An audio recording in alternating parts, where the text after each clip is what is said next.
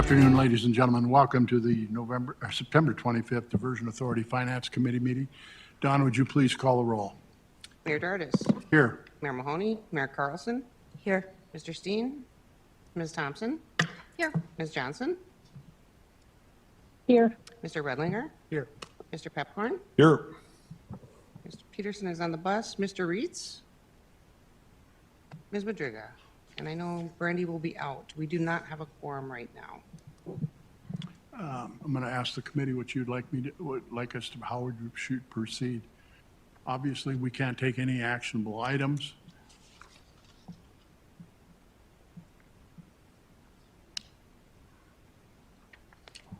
Mr. Chair, I would maybe suggest we just moved under the regular agenda and get the updates. There's a number of updates that could be given, and hopefully... On which items specifically? Would you call out the numbers, please, Mayor? Yep, 5A, 5B.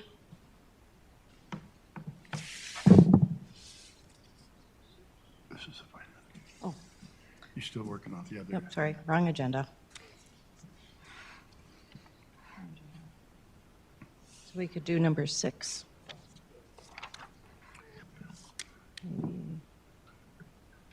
Co-executive directors, do you agree with that?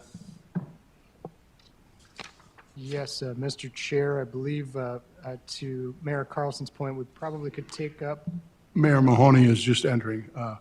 How short are we on a quorum? No, she went to print some.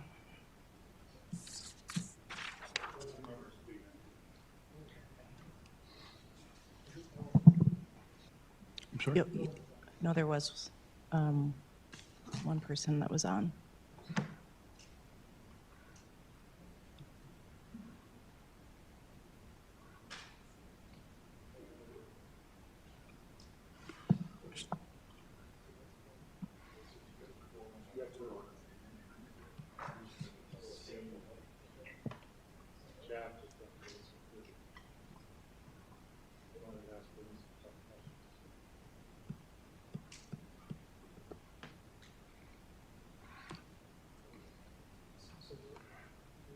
Don, we've had two join us. Are we still short?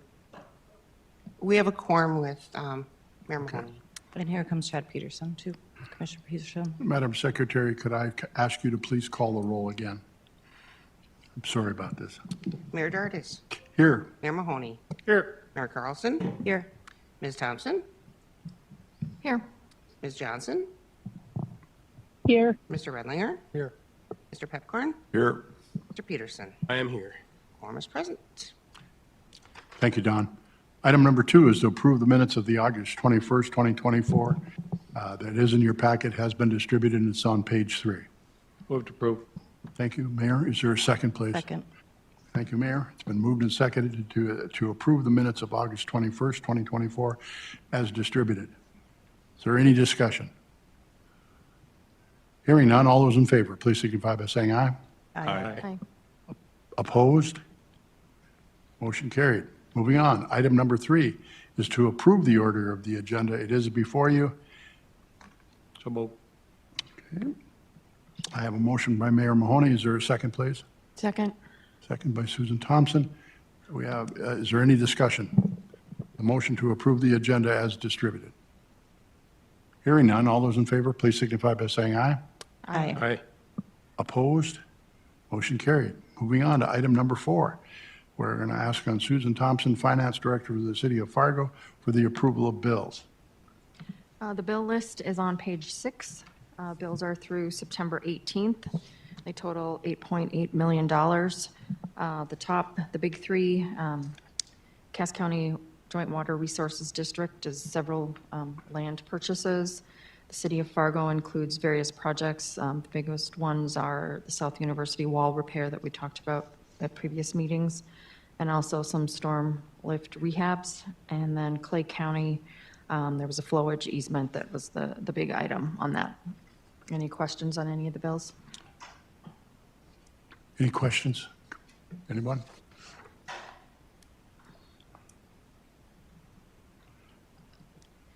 This is an actionable item. Move to approve. Mayor Carlson moves to approve. Is there a second? I will second. City Administrator Mike Redlinger seconds.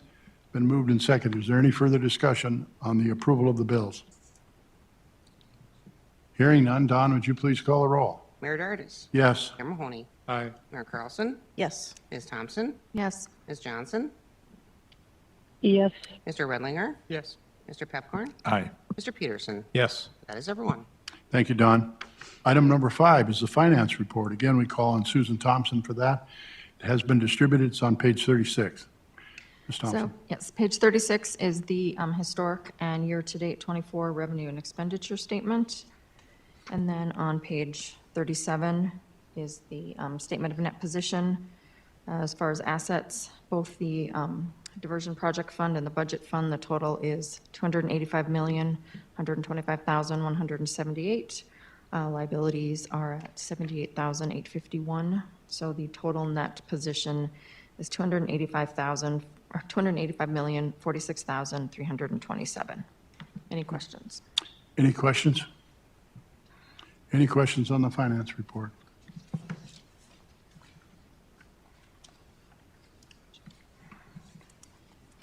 This is an actionable item. A motion, please.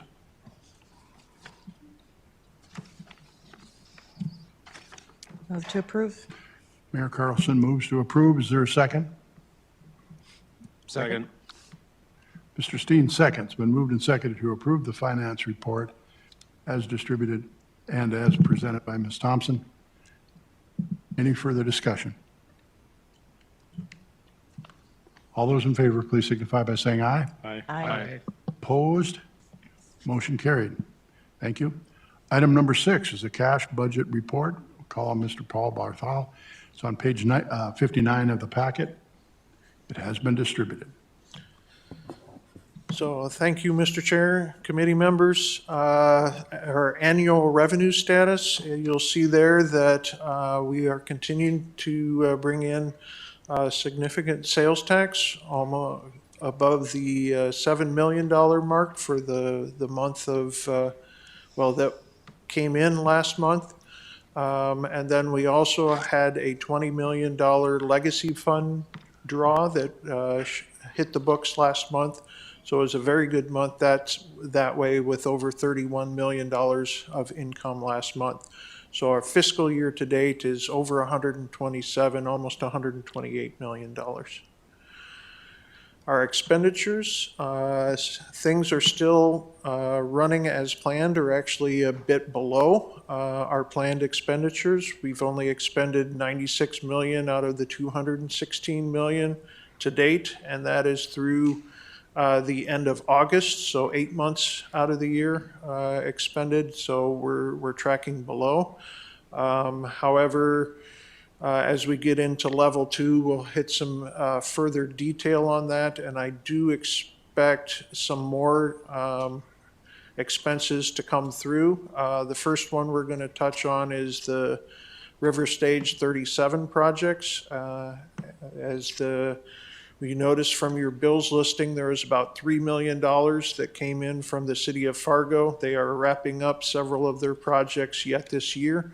And so I anticipate the majority of their work will be finished yet this year. I don't know if we'll get to that $20 million mark, but I do expect another $7 to $10 million coming in from the city of Fargo by the end of the year. The other one is on the lands and mitigation. We have about $12 million left in that budget, and that is going to be tight. There's some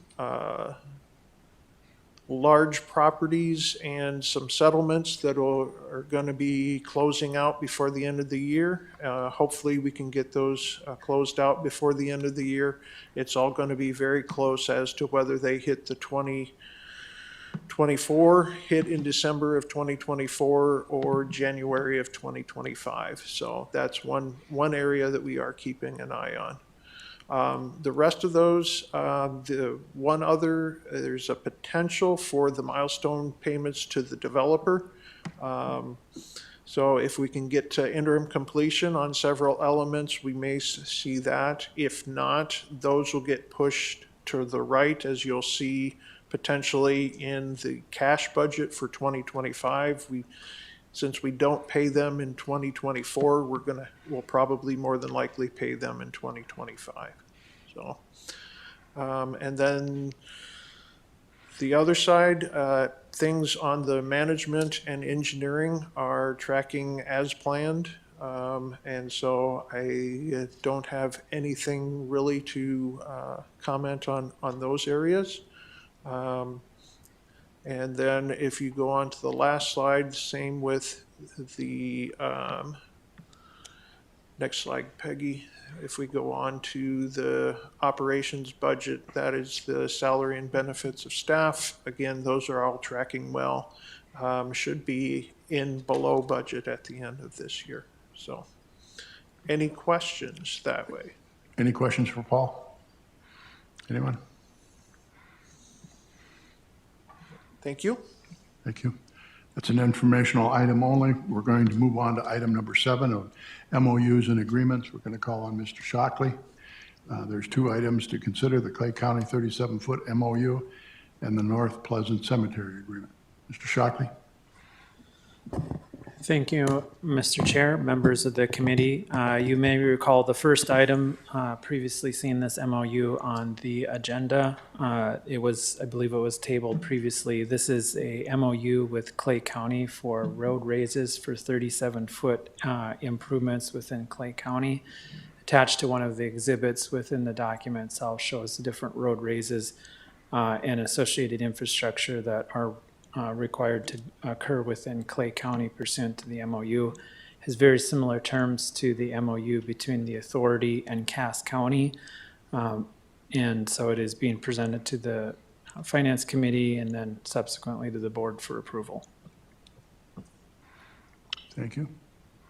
How does the committee feel? Do we want to act on these separately or together? Mr.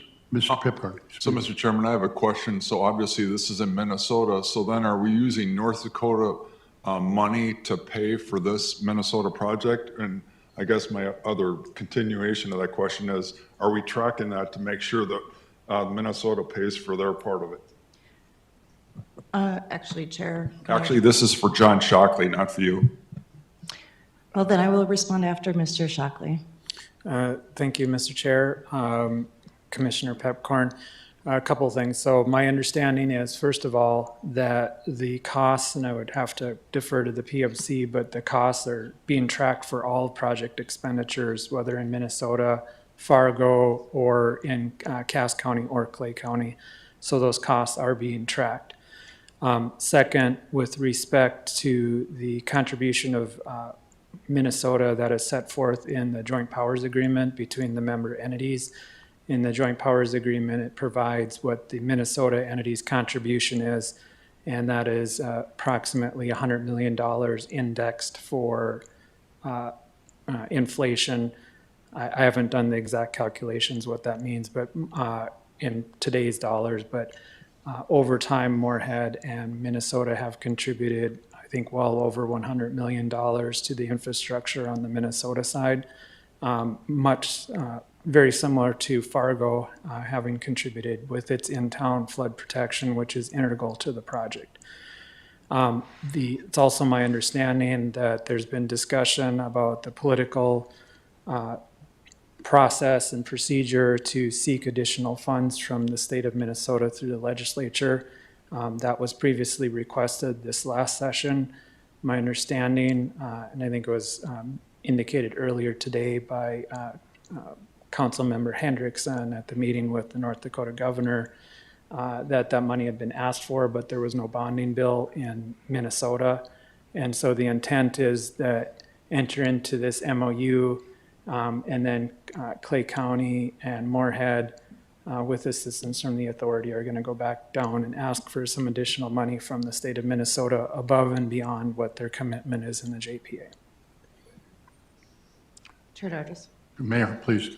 Thank you. Just to provide additional specificity in regards to what Attorney Shockley has stated, the JPA does state that the Minnesota share shall not exceed $100 million in 2015 dollars. It's been calculated to be about $132 million in 2024 dollars.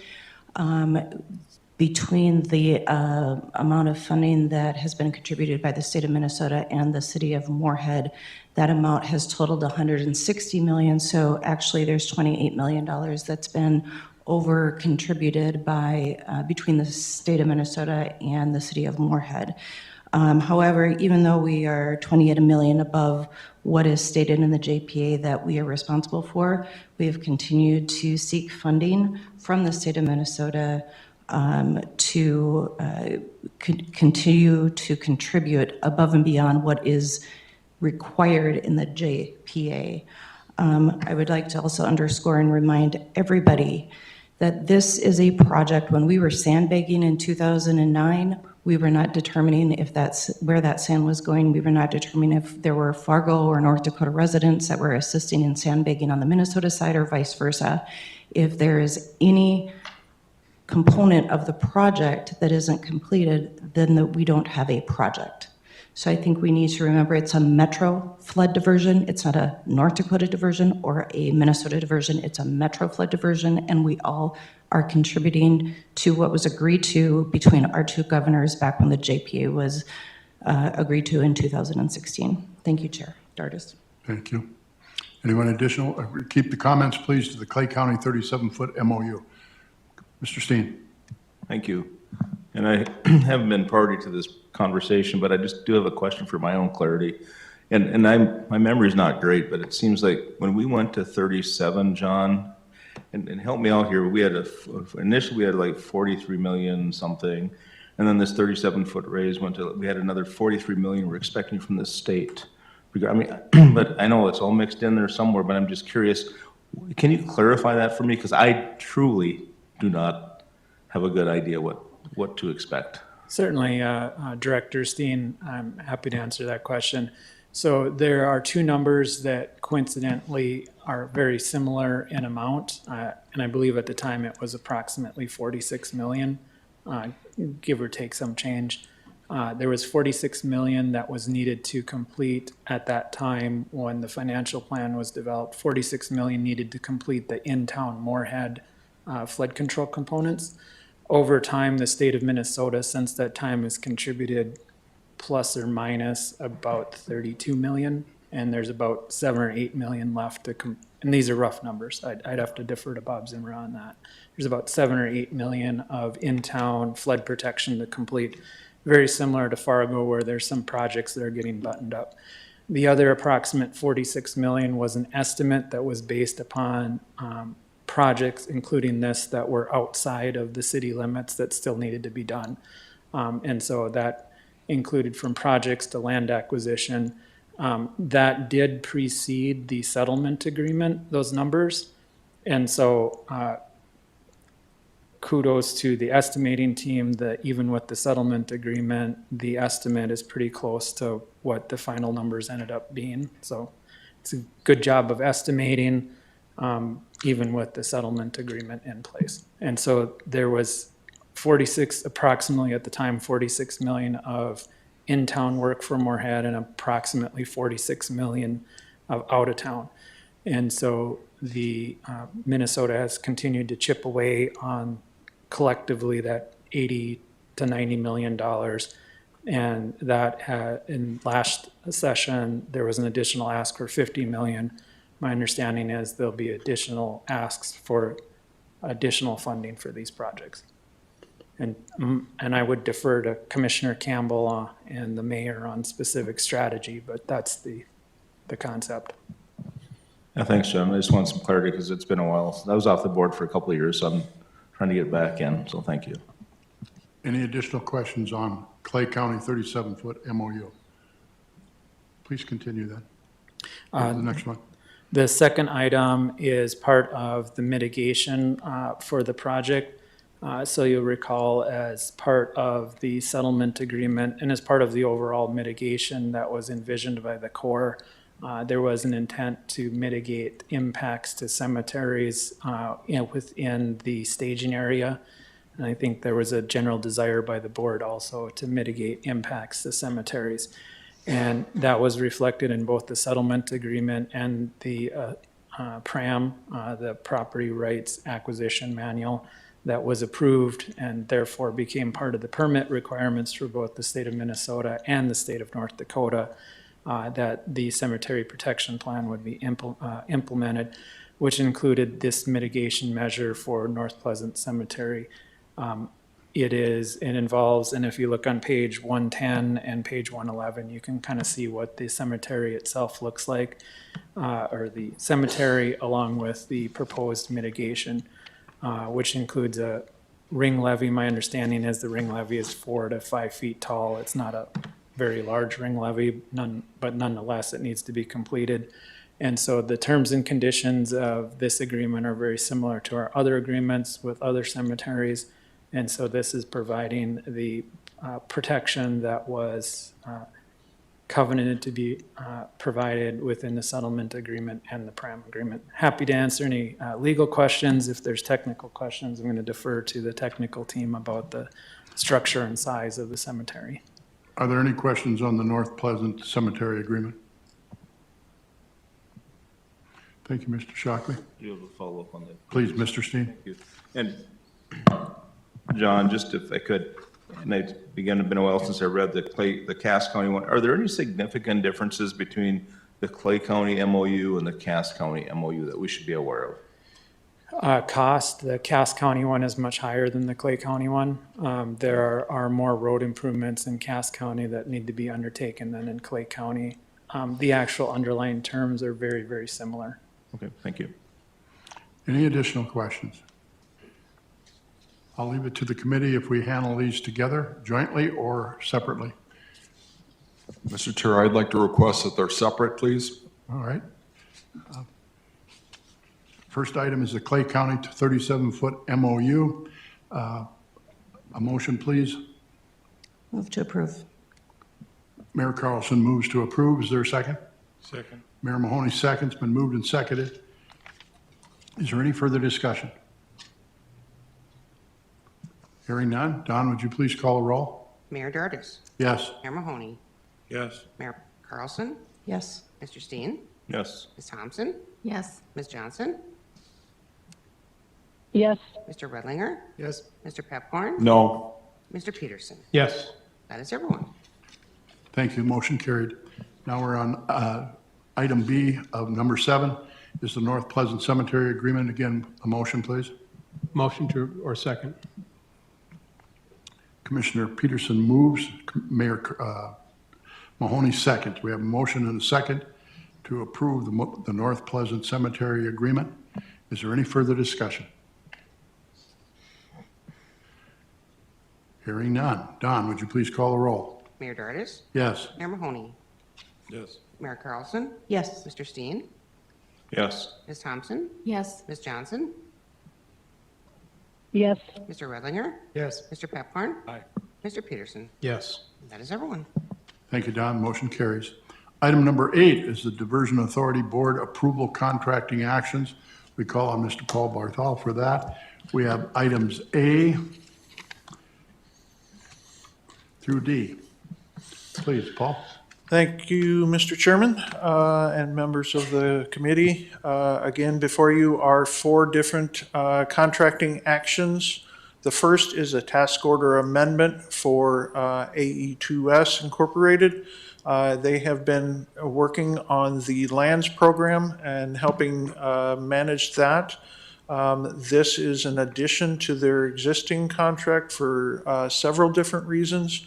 First of all, there's been some additional scope that was added to the lands program for the Cheyenne benching project, and for then also within Christine and Wolverton, we're having to purchase flowage easements in those communities. So that's additional work that they will help manage. And then the other aspect of it, about 2 years ago, we removed about $2.5 million from this contract, anticipating that once we hit eminent domain, a lot of the management and a lot of the work would be done by the legal team. That has not come into fruition. There's still a large amount of work that AE2S is helping out with on the sale of the excess lands, all the letters, all the notifications, those type of things are ongoing. And so we haven't seen the reduction in their fee and their cost as expected. So the task order amendment is for about $1.6 million, and that will take us through 2026, the end of the year there. So any questions for that? Questions for Paul? Mr. Steen? Thank you, Mr. Chair. So I'll ask this question, but so the second bullet under this this agreement here says increase the budget for 2025 and 2026 to accommodate the Christine and Cheyenne projects. You know, I've got to ask, is that increasing the annual budget for each of those or the total budget? Both, with the, we will need to update the annual budget for 2025 to include this, and then it will be in the 2026 program budget. So it's an overall program, but then we will have to adjust the cash budget, which the draft you'll review later on to include this task order amendment. Maybe what I should have said was, does this impact the project budget? Is this included in the project budget? Yes, it is included in the program budget because we reduced their cost a couple of years ago.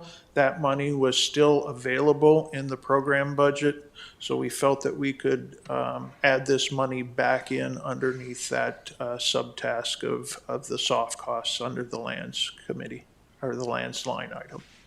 I'd like to ask a question with regard to, you use the word add scope to these projects. Yes.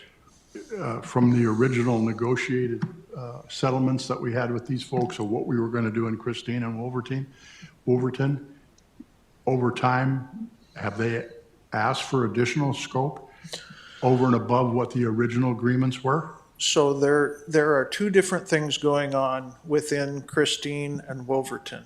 As part of the settlement agreement, there's an agreement to fund the development of a levee around both communities and basically provide them flood protection that way.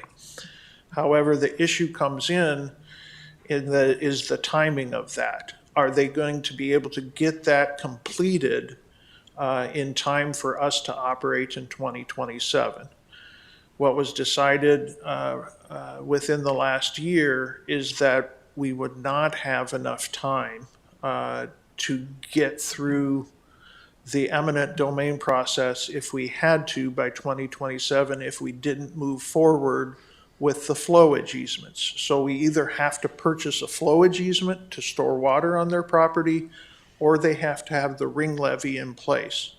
Without the ring levee in place, we were at risk for not being able to operate, so the decision was made to go forward with purchasing the flowage easements in these two communities. Prior to that decision, it was not anticipated to purchase the flowage easement. So that's the additional scope, is purchasing flowage easements in areas where we once thought we had protection from a levee. But due to the timing of the construction of that levee, we're not able to count on the levee providing the protection. So the additional scope that I talked about there was adding the flowage easements in Christine and Wolverton. Do you know what that specific amount is for the flowage easements? I will have to defer to our Director of Lands on that. So Mayor, daughters, and members of the committee, the estimated cost for those flowage easements is just over $8 million. And then, of course, we'll have the soft costs associated with the appraisal firms and our land agent. So that's been placed in those task orders The Finance Committee authorized that through our lands acquisition directive back in February. So we've been authorized to move forward with the acquisition of that. And just to add on to what Paul noted, we had a meeting with the Department of Water Resources earlier this year regarding these particular flowage easements. And the determination was made that even with the ring levy, we still need the flowage easements there, and we'll have to ask permission to release the flowage easements once the ring levy is completely constructed. That request needs to go forward to both the Army Corps of Engineers because some of them are in Zone 2, and then some of them are in Zone 3, so that request will go forward to the Department of Water Resources. So the acquisition and release process of this is probably several years long for us, so. Thank you. Mr. Steen? Thank you. So Jody, we've talked about this before, but so, and I was listening to you, but I didn't quite catch, what do you think the cost of the flowage easements might be? 8 million. 8 million That is correct. to temporarily have a flowage easement, and then we're just gonna give them all back. Well, I think that's the question that we haven't fully vetted out yet. I mean, that's a question the property owners have presented to us. So if they sign a flowage easement and then they no longer need the flowage easement, well, they need to pay the flowage easement back. Now, if you were a property owner and I gave you $100,000 and 10 years later I had the ability to come back and say, give me that $100,000 back, would you sign the flowage easement or would you make me take you into eminent domain? And so that's a question that we haven't quite gotten to. I know you brought it up with the Cass County Joint Board. We have had some internal legal discussions, but we haven't come to a conclusion on how those flowage easements would be presented to the property owners yet, so. Kind of a follow-up strange question, you know, a little familiar with zone 1, 2, 3. What zone would this be in? These are going to be zones 2, so that's a federal mitigation zone that is controlled by the Army Corps of Engineers, and zone 3, which is a state-controlled mitigation zone by the Department of Water Resources. So in the zone, anything less than zone 1, they can maintain buildings.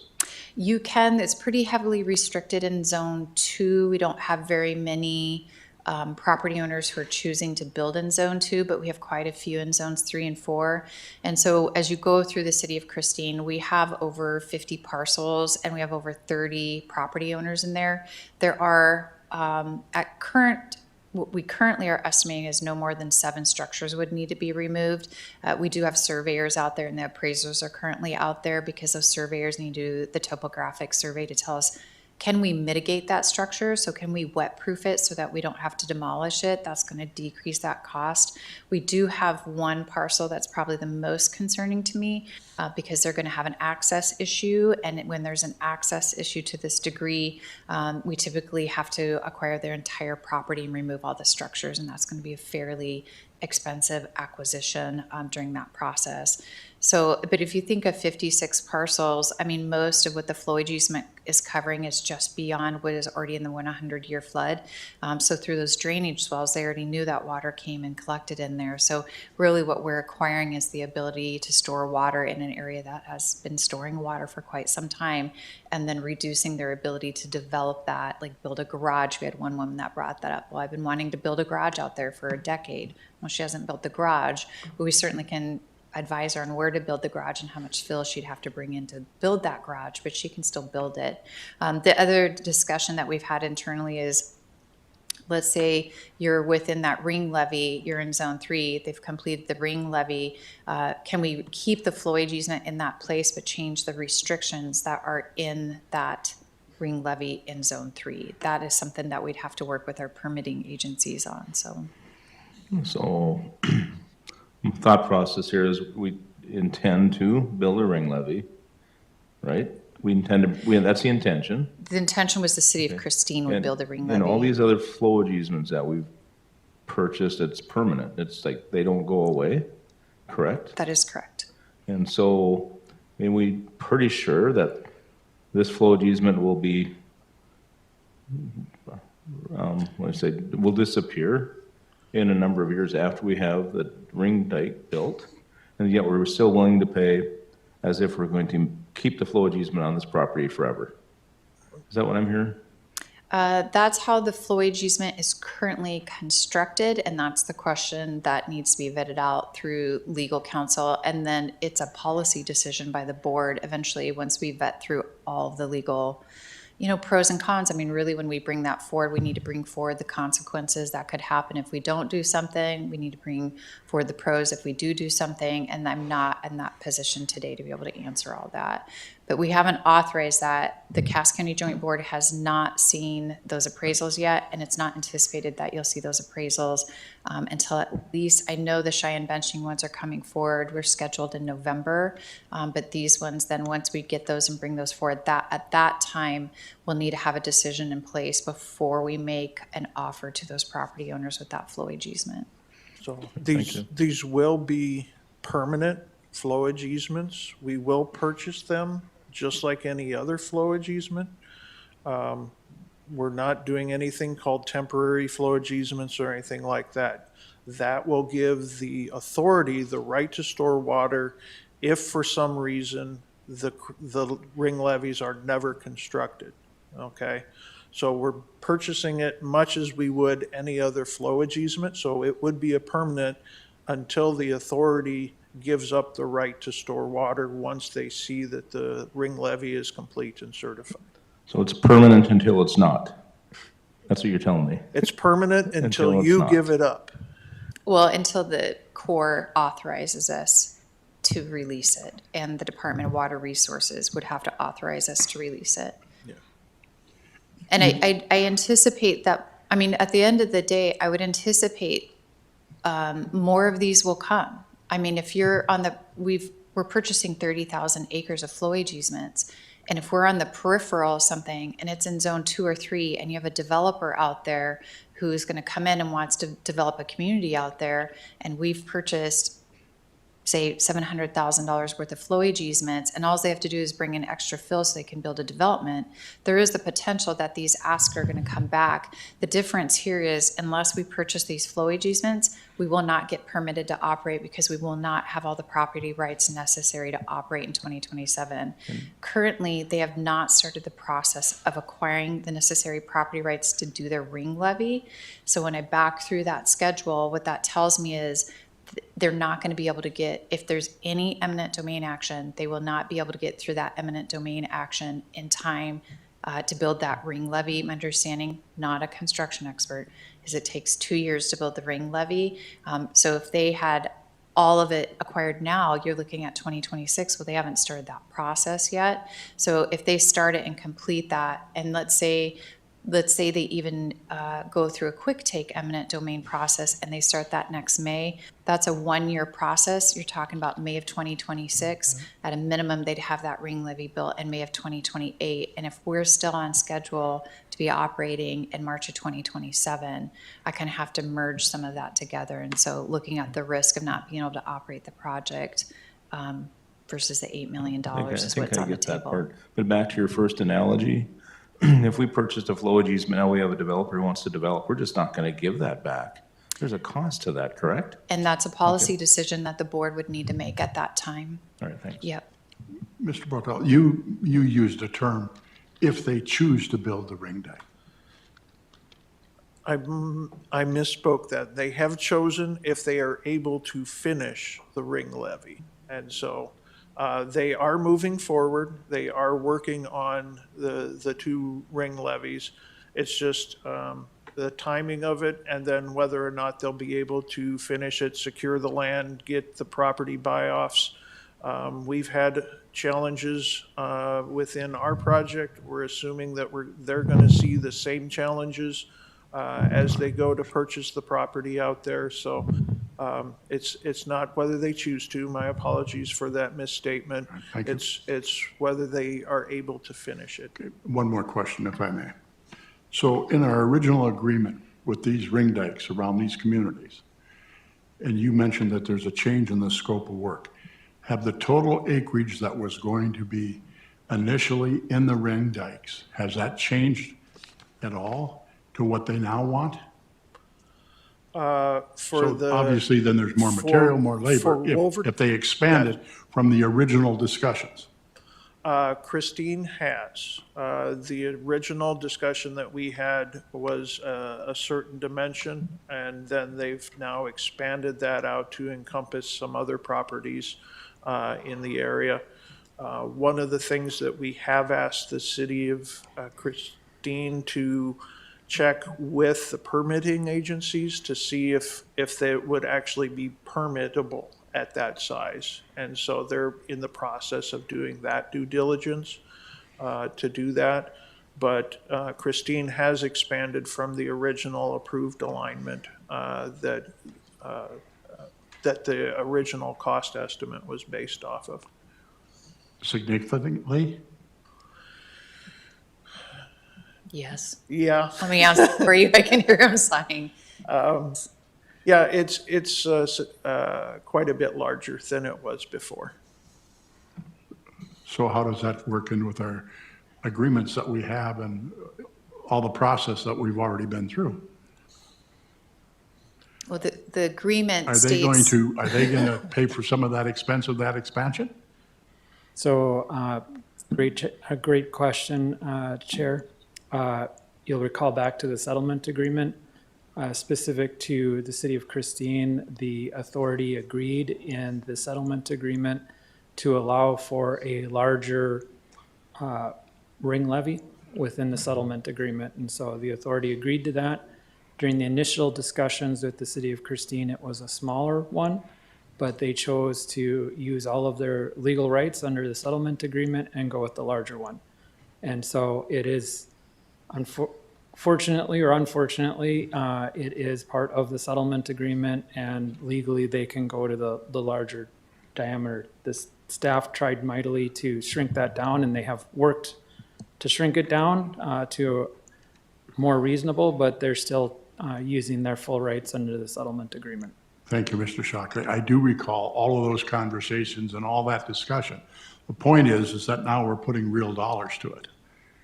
And that's the difference between a discussion in theory that they were going to expand this, and now the real dollars are coming back to the Finance Committee and back to the Diversion Authority.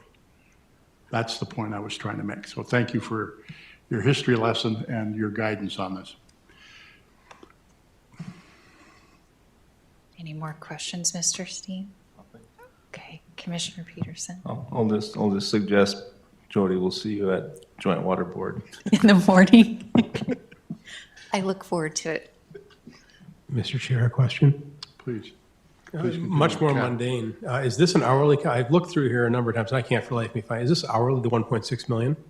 Or Is this hourly? Yes, and so this is with the, going back to the A2S task order. Just so you know. I said much more mundane. Yes, thank you for that. You know, I appreciate the due diligence as we look at some of our task orders, and just so you know, most of them, you know, when it relates to lands, they kind of run through my desk. And so I did ask Eric to pull me some numbers. And 2 years ago, their monthly burn rate was about $40,000. Right now, their monthly burn rate's about $35,000. And a year from now, we should be pulling back to 25,000. Tracking anything lands related outside of A2S, our land firms were burning about $200,000 a month. We have them down to about $75,000 a month. Then our appraisal firms were at about $75,000 a month. We have them down to $25,000, and our legal expenses are actually tracking up. I was budgeting about $200,000 a month, and next year I've asked for about $300,000 a month, and that's related to all the eminent domain cases that are coming up. So while this one looks like it is kind of trending upwards, our burn rate continues to go down month over month, and so that is something that I do track pretty closely. So they do submit a detailed expense report to me. You can ask Eric at least every month. I kick it back to him with questions about certain things and trying to track that just to make sure that this continues to trend downwards and we don't see these spikes kind of going back up. So Thank you. Keep kicking it back with questions. you're welcome. As I look at Eric.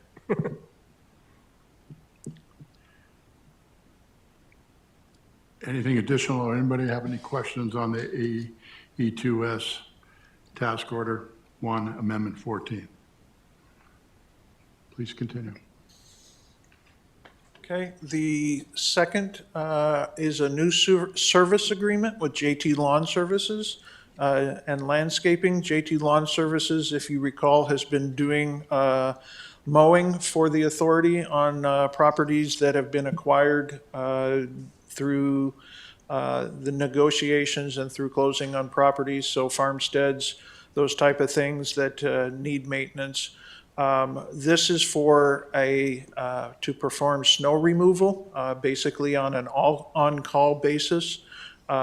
During the winter at these farmsteads until the properties are removed, we still have to maintain the buildings. We still have to make sure the furnace is on, furnace is running. We have to do monthly check or bi-weekly checks. So twice a month, we're out there to ensure that the resources are available. JT will provide us the snow removal to allow us to access to these facilities. So this is just, like I said, an on-call type services for $10,000 to start with. Any questions? Thank you. All right, the next one is Task Order 7, Amendment 0. This is for Minn Kota Power. They own the and operate the substation just north of Oxbow as part of their MURA, Memorandum of Utility Relocation Agreement, Municipal Utility Relocation Agreement, excuse me, that we have an agreement with Minn Kota Power to reimburse them for the work to relocate the substation. This is for the materials to relocate that substation, since some have a longer lead time than others.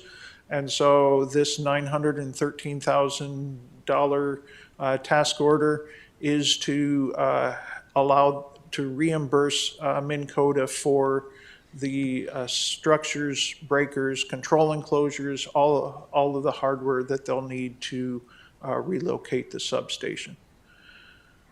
Questions on this item? Please continue. Okay, and the last one is Task Order 24, Amendment 0. This is part of our Work Package 37C, which is our property mitigation work package. We have a site that we need to remove the home and also remove and clean up the adjacent property, adjacent parcels with that property. And we've bundled 3 lots together just because of their close proximity. And per the resolution, it's over $200,000, so that has been required to come before the board for Finance Committee and board for your approval. The engineer's estimate on this was a little bit below the lowest bid price. IBI was the low bid at $296. Our engineer's estimate was about $252. Looking at the differences, first and foremost, we did not see a savings that we typically see for the salvage of the house, and so we're assuming that there's no buyer for this house, and so that it's basically the full demo price. The other thing that we noted that were on the adjacent lots, though the cleanup of those adjacent lots were higher than anticipated, slightly higher than anticipated, mostly because there's a certain risk if the contractor doesn't know what's out there, if they run into something that was dumped in the woods or who knows what's out there, it's to cover that risk. So I feel comfortable recommending approval of this bid of $296,000. Thank you. Questions on this item? Commissioner Peterson. Mr. Chair, thank you. We only had 2 bidders on this? Yes. As part of our 38C, we have master agreement for construction services. So we have 4 firms that we send all of these to. We only received responses back from 2. Okay, what can we do to compel is the wrong word. What can we do to get more? I know, and the reason I ask is because Right. there are people in this region that are looking for, it seems like there's this massive teeter-totter swing where you've got either no work or you've got more work than you can even imagine. So I know there's people out there that are more hungry than maybe IBI. I don't know about Schmidt, but IBI is very comfortable in their workload seemingly every year since I've been an adult. So what can you do, if anything, to get more people involved or the potential to have more people involved in giving us numbers? Especially on projects that are, this is pretty basic stuff, right? It's not building a bridge or an aqueduct. It's makes this thing go away and make the site look okay when you're done. Right. The way that we've configured this is because the number that we've turned over, it's a task order and a task order amendments rather than a full contract. Yep. And so to streamline the bidding process, we've done it this way. I think we need to go out and solicit some more firms if there's a desire to do that, and solicit more firms to get on our short list of those 4. So rather than just sending it to those 4, we have a couple others under that master agreement. And we can do that. I think, because we're only seeing 2 bidders on this, I think that would be prudent to do that. And especially with the workload that's coming up, we have 5 more this fall, probably another 10 after the first of the year. And somewhere in the next year or, well, before 2027, we have approximately 100 of these properties that we'll need to mitigate. So I think what we can do is go out and see if recontact, because there were several firms that we initially contacted for this that had no interest in the master contract. However, times may have changed, so we'll re-engage with them and see if we can get additional folks on under our master contracts. I would appreciate if you did. Thank you. Yep. Thank you, Commissioner. Any additional questions on item D?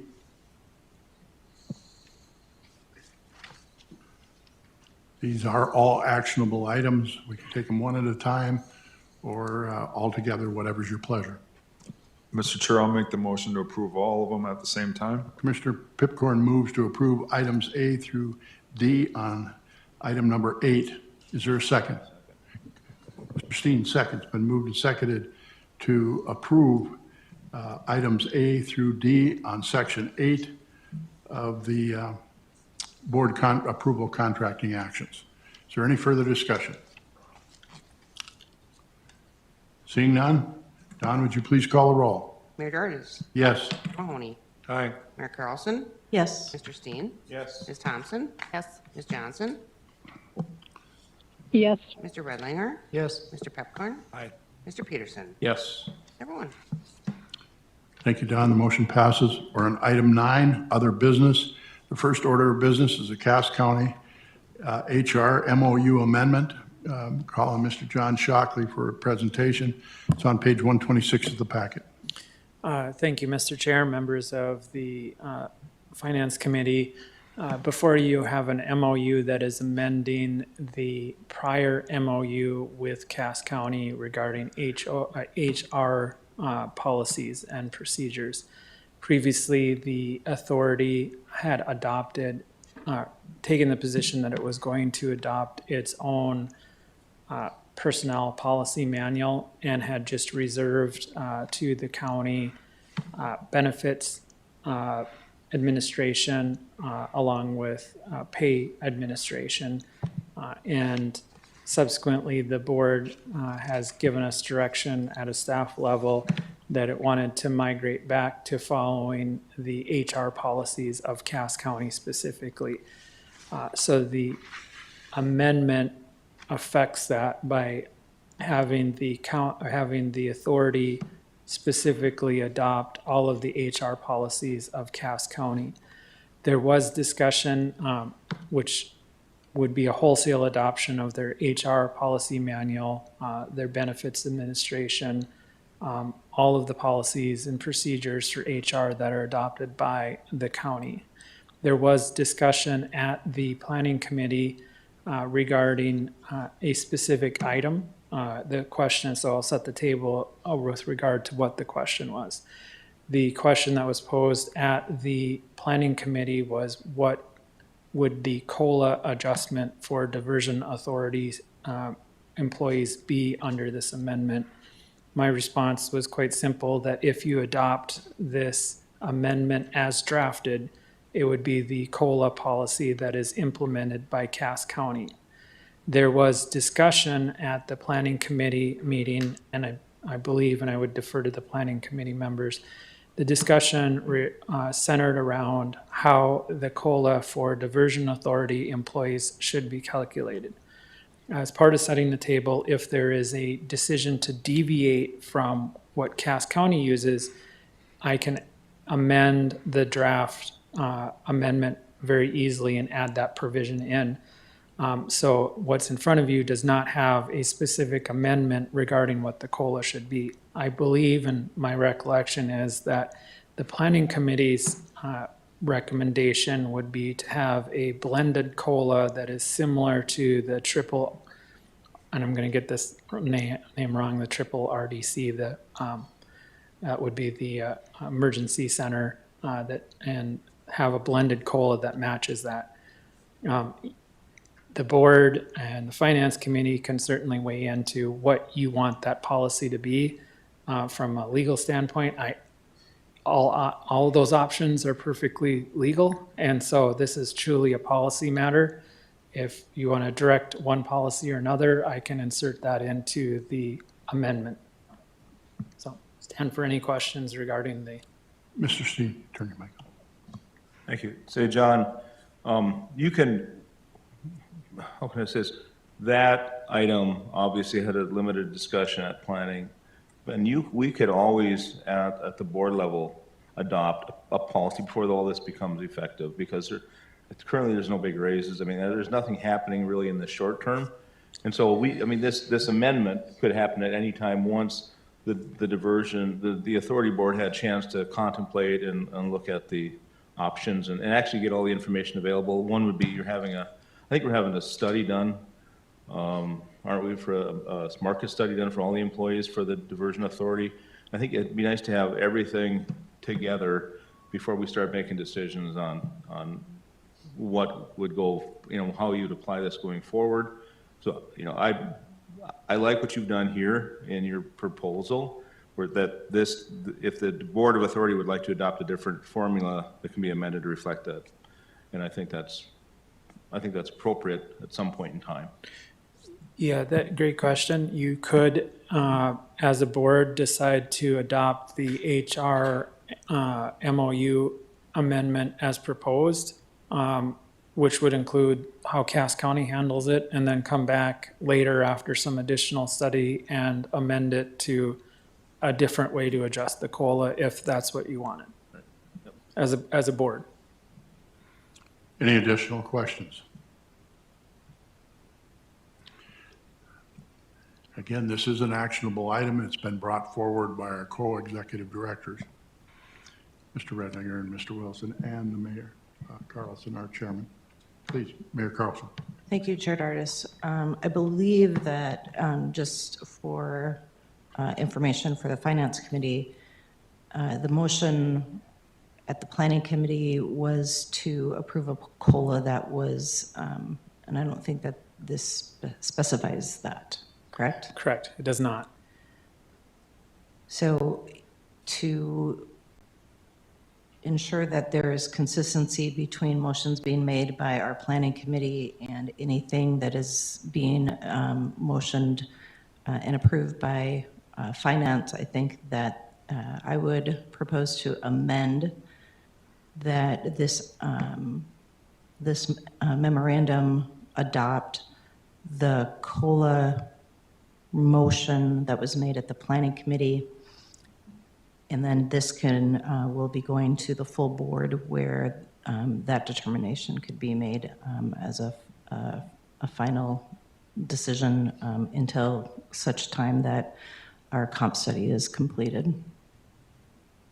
So I would move to approve with that amendment to this memorandum. Mayor Carlson moves to amend the memorandum as written. Is there a second? Is there a second? Dies to a lack of a second. Is there any further discussion? Mr. Steen?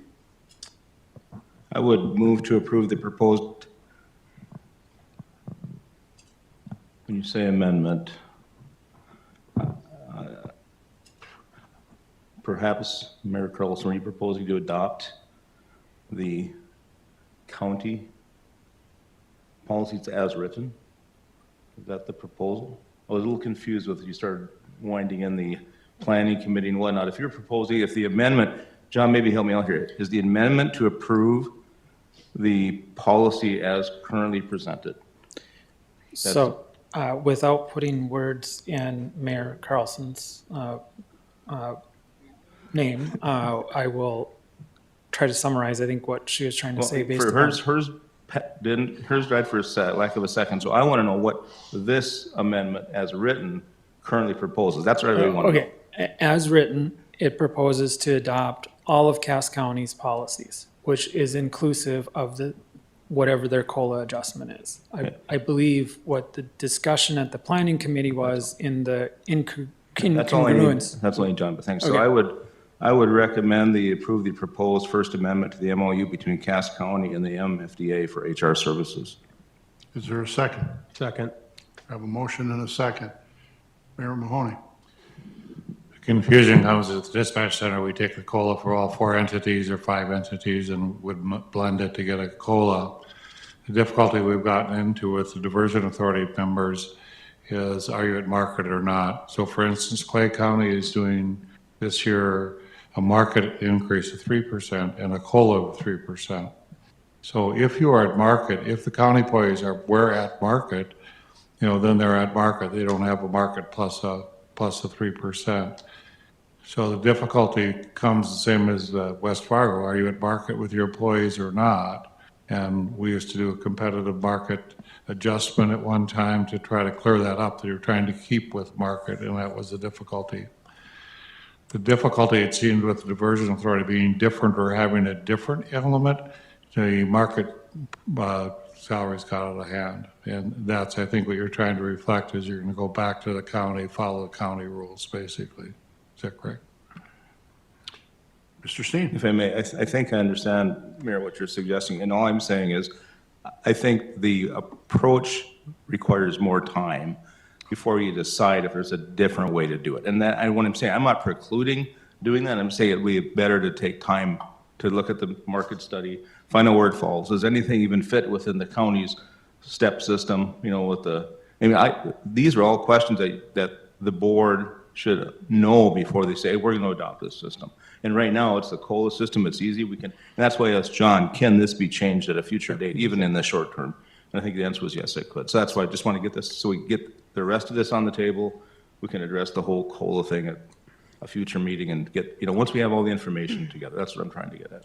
Commissioner Peterson? Thank you, Mr. Chair, and that's my intention with my second as well. I think you may get to what Mayor Carlson in the end suggesting initially, but let's go through the methodology in getting there. I think now's the time to pass it, get everything in place, and then figure out what former Commissioner Steen, Director Steen said is, I think, is spot on in that we don't have anything impactful happening in the next handful of months. This is going to be a next year decision. So we've got all of that time. The Diversion Authority has all that time to figure out what you want to do, but this puts in place immediately HR policies, gets resolution to that, and then we can discuss what's next.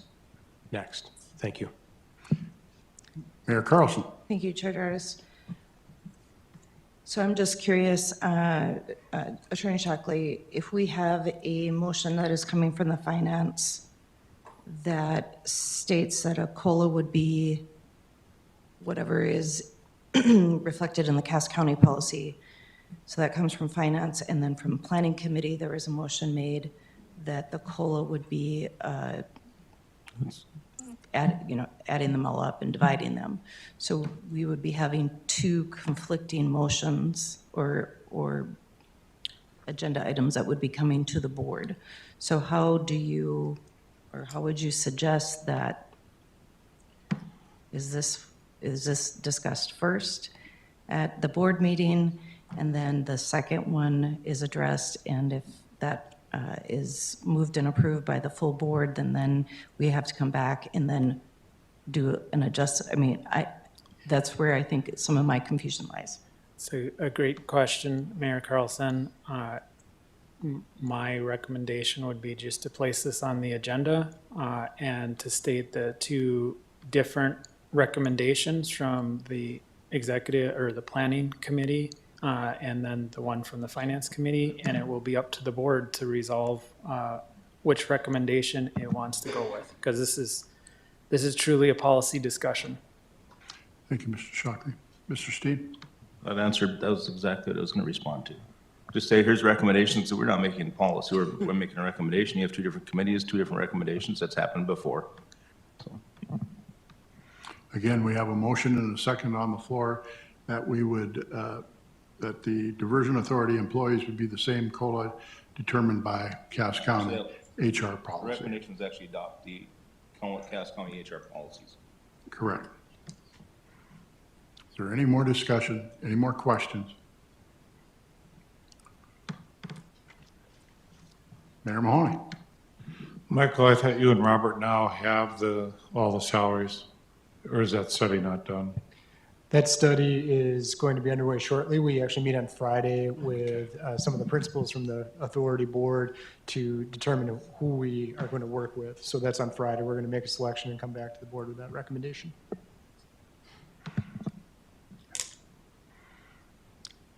Any more discussion on this item only? And per this motion and what we're going to do, present employees will be at the same salary. They're not going to be pulled back to a grade 7 step whatever. They stay at the same salary until the study's done. This only deals with the COLA as it's. No, this deals with the policies, not the COLA. Just adopt the policies, that's all we're saying. The COLA is part of the policies, so what we can do is address the compensation. What I'm getting at, the whole thing is trying to address the compensation after we've adopted the policy, because there's no compensation set yet for any, take that back. The authority employees all have a set compensation already. I don't anticipate, I'm part of the county anymore, I don't anticipate there'd be any suggestion whatsoever that they would pull back. It's the policies and, yeah. Thank you. Any more discussion? Don, would you please call the roll? Mayor Dardis. Yes. Mayor Mahoney. Aye. Mayor Carlson. Yes, and thank you for the Dean? clarification. Yes. Ms. Thompson. Yes. Ms. Johnson. Yes. Mr. Redlinger. Yes. Mr. Pepcorn. Aye. Mr. Peterson. Yes. That is everyone. Next order of business under item 9, other business, is B, the first draft of the 2025 cash budget. Call on Paul Barthol. It's on page 232 of the packet. Paul, please. Thank you, Mr. Chair, members of the committee. It's my pleasure to present to you our first draft of the 2025 cash budget. Some of the highlights or things to note. If you note, under the milestone payments to the developer, per the current schedule that we have, we're anticipating about $232 million in milestone payments to be paid to the developer in 2025. And then also, if you look down at the lands, we've just discussed the balance remaining of 11.9 million. Again, depending on whether or not that closes out the end of this year. Assuming everything is closed with that, we expect to spend about another $49 million in lands and closing those out next year. And that does include the Cheyenne diversion that we've talked about earlier.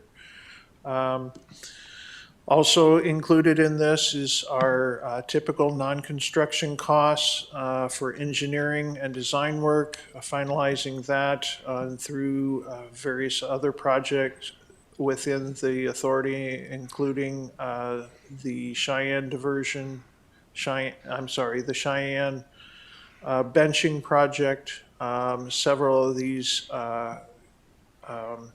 cemetery projects. They don't have the staff to do the work themselves, so the authority is doing that work and will reimburse with that. And then you also have the program management and legal costs that are consistent and actually declining from what we've seen previously. Then we also have our third-party MOU. This is also the utilities. So we see about another $8 million in utility costs next year. Work package 47, contracted utility relocations. That 5.6 million is for the Cass Rural Water Plant adjacent to County Road 16, providing them with a ring levee to allow their reservoir to remain in place per the MOU that was signed with them. And then we have 35.5 million with some of the township and the city MOU agreements that we have. This is the Wolverton, Christine, Georgetown levies that are included in there. This is work that is all within the MOUs in that sense. And then we have our typical financing fees that we pay out on an annual basis. And then some of the other refunding and interest loan that we have through there. If you continue to scroll down our funding sources, we have, again, our sales tax, county sales tax.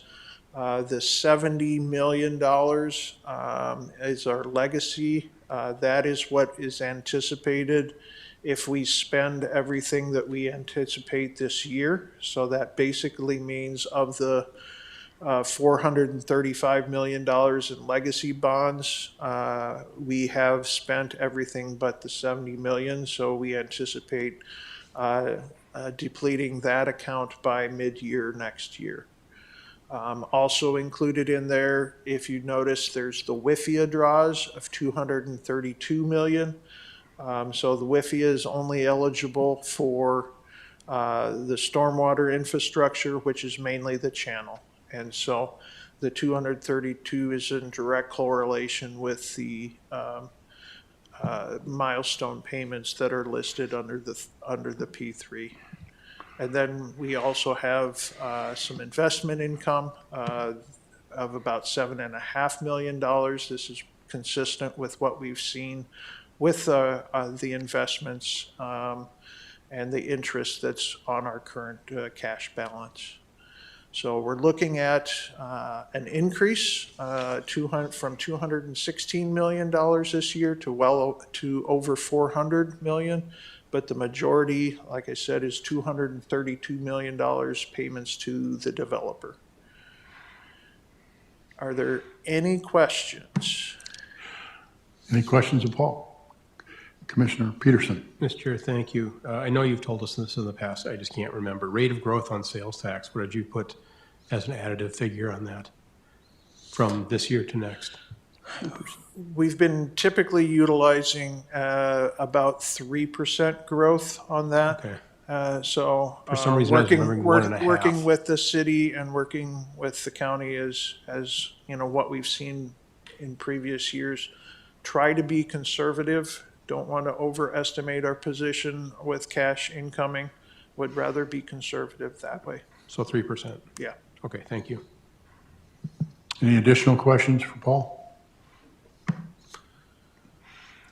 In discussions with him, we're probably going to see about several revisions before the end of the year. Obviously, when Mrs. Smith was at the microphone, she had indicated that she's got a number of large settlements that she's working on and that type of thing. There's $11 million left in her budget. And so there are possibilities that we are going to see some changes. So again, as stated, this is a preliminary budget, and we will probably have 2 to 3 more iterations before we have a final budget for 2025. Thank you, Mr. Chair. Yes, I anticipate the final budget will probably be before the Finance Committee and then board in our December meeting. That will give us a better idea of what our spend is this year on lands, and then also any of the, Peggy, if you could scroll up just to the P3 again. If you notice, there's still 33 million in the milestone payments. We still anticipate there's a possibility of getting those yet this year. If not, those will get pushed into 2025. So we'll have a better idea of that in December. So, thank you. Thank you. This is an actionable item, and again, I want to stress that this is the first draft of the 2025 cash budget. Motion to accept. Thank you, Commissioner Peterson. Is there a second, please? Second. Mayor Mahoney seconds. Been moved and seconded to approve the first draft of the 2025 cash budget as presented. Is there any discussion? Is there any discussion?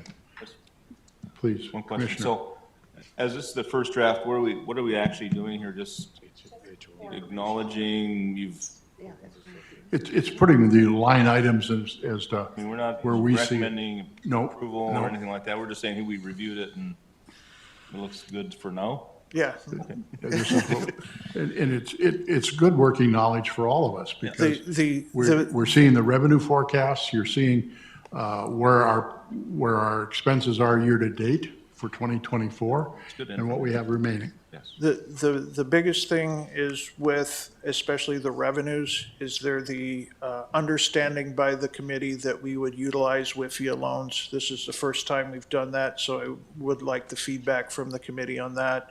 And then the levels of effort that you see in it, just wanted the feedback from that. But the biggest thing was more so for awareness and understanding and direction on the WIFIA loan.